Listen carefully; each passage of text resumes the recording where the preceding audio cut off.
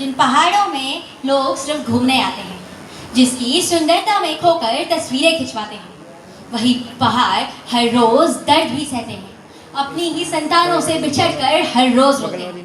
सुप्रभात। आज मैं इस मंच पर सिर्फ अपने शब्दों को रखने ही नहीं, बल्कि उन पहाड़ों की आवाज लेकर आई हूँ, उन गांवों की पीड़ा लेकर आई हूँ जो नदियों के साथ बह गए हैं।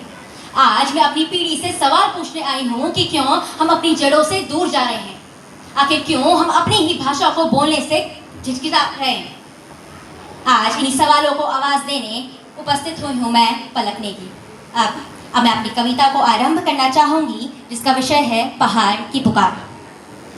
नदियाँ विकराल हो उठी, बादल गरज उठे, नदियाँ विकराल हो उठी, बादल गरज उठे, गांव डूबे और साथ ही हमारे पुरखों की विरासत ही ले डूबे। धरती कांपी, पहाड़ भी थरथराए, पर हम शहर की चकाचौंध में ही रंग जाए। जहां कभी नदियां बहती थी, आज वहीं मकान खड़े हैं। जहां कभी नदियां बहती थी, आज वहीं बड़े बड़े मकान खड़े हैं। उसकी धारा को रोका है, इसीलिए मलबे के नीचे दबे हैं। क्या इसमें दोष केवल उन नदियों का है जो उफान मार रही है, या दोष हमारा है जो उसके रास्ते रोक रहे हैं? ओ मेरी पीढ़ी, अरे ओ मेरी पीढ़ी, ये कैसी विडंबना है। अपनी ही जड़ों को अपनाने में क्यों झिझकना है? क्यों हमें पहाड़ी बोलने में शर्म आती है? क्यों हमें अपने आप को पहाड़ी कहलाने में हमारी जबान लड़खड़ाती है? जिस भाषा को कभी माँ का दर्जा दिया जाता था, आज वही मजाक बन चुकी है। जिस भाषा को कभी माँ का दर्जा दिया जाता था, आज वही मजाक बन चुकी है। आखिर क्यों हमारी पीढ़ी के लिए यह भाषा सिर्फ और सिर्फ एक बोझ बन चुकी है? गढ़वाली कुमाऊनी हमारी संस्कृति की शान है। गढ़वाली कुमाऊनी हमारी संस्कृति की शान है, परंतु उसे छोड़ पराई भाषा सीखने में ही फिर क्यों मान है? दोस्तों में दिखावा है, समाज में बढ़ावा है। दोस्तों में दिखावा है, समाज में बढ़ावा है।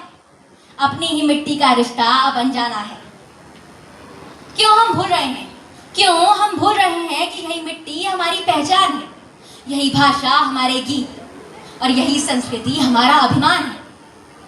सोचो जरा, अगर माँ ही अपनी लोरी भूल जाए, अगर भगवान ही अपना धाम छोड़ जाए, तो क्या बच पाएगी हमारे पुरखों की विरासत? देवभूमि के देवी देवता अब चुपचाप रोते हैं। हमारी देवभूमि के देवी देवता अब चुपचाप रोते हैं, क्योंकि मात्र दिखावे के लिए अपने ही घर से विसर्जित होते हैं। इष्ट देवता कैसे हमें बचाने आएंगे? बताओ, इष्ट देवता कैसे हमें बचाने आएंगे जब वो सिर्फ और सिर्फ कहानियों में ही रह जाएंगे? हमारे पहाड़ पुकार रहे हैं हमें कि मुझे मत भूलो, मैं तुम्हारा आधार हूँ, तुम्हारी पहचान हूँ और मैं ही तुम्हारा संस्कार हूँ। मुझसे ही मुंह मोड़ोगे तो कौन यह विरासत संभालेगा? अरे मुझसे ही मुंह मोड़ोगे तो कौन यह विरासत संभालेगा? अपने देवी देवता, अपनी भाषा और अपनी संस्कृति को फिर कौन आगे बढ़ाएगा? बस यही है पहाड़ की पुकार। और अंत में मैं यह कहकर अपनी वाणी को विराम देना चाहूँगी कि आज सचमुच हमारी पीढ़ी जो है अपनी संस्कृति से और अपनी भाषा से बहुत दूर हो चुकी है। हमें पढ़ाई भाषा सीखने में बहुत मान लगता है, समाज में बहुत हमारा बढ़ावा बढ़ता है, पर हम अपनी ही संस्कृति से दूर जा रहे हैं। सर, आपसे एक सवाल है कि अगर हम ही अपने देवी देवताओं पे सवाल उठाएंगे तो क्या हमारा उत्तराखंड देवभूमि कहला पाएगा?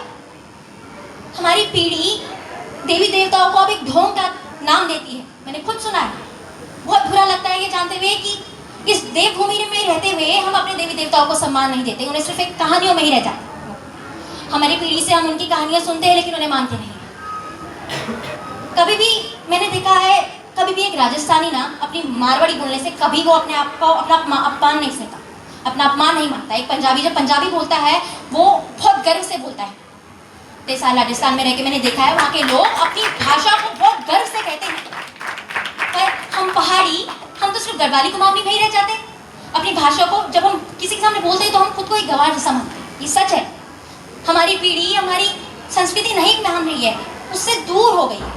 तो बस मेरी अपनी पीढ़ी से यही दरख्वास्त है कि अपनी संस्कृति से जुड़े रहे, अपनी भाषा को बोलने में अपमान ना माने। धन्यवाद। पलक नेगी की इस कविता से, इन शब्दों से हमारी जो पहचान है, कल को मैं कुमाऊं का हूँ, मैं गढ़वाल का हूँ, मैं पंजाब का हूँ, मैं बिहार का हूँ, कोई भी व्यक्ति कैसे बोल सकता है?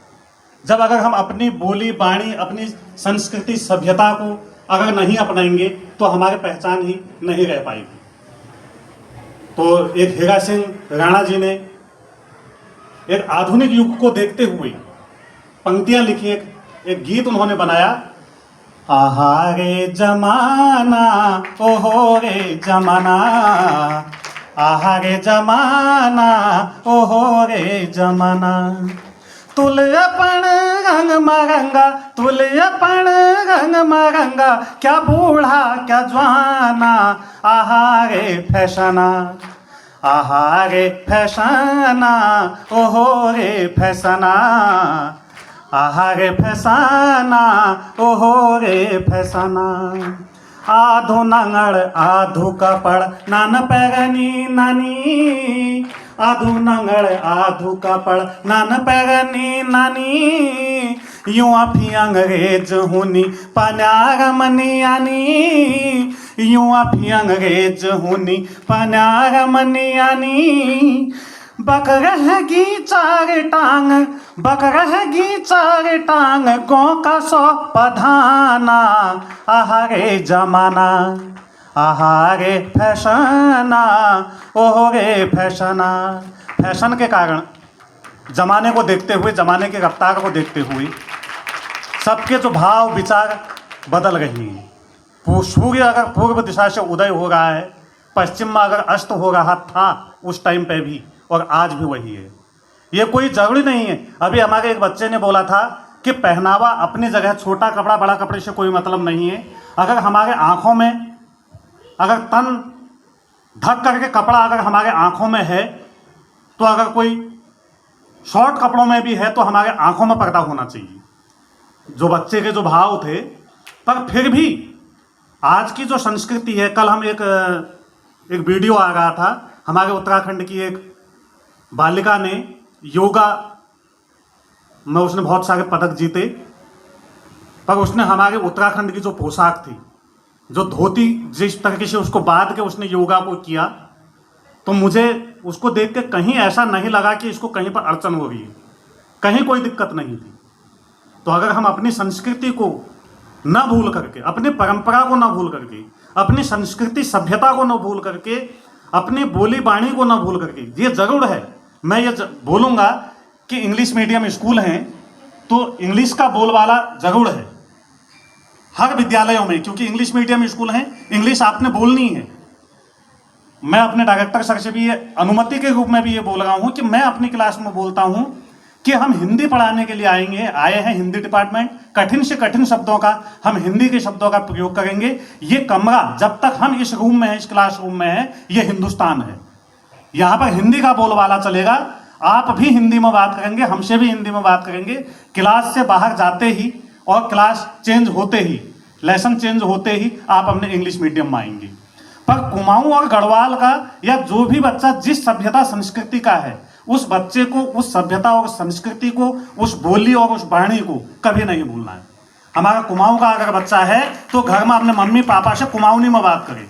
एग्जाम्पल हमारे घर का है, हमारे पास पड़ोस वाले बोलने लगे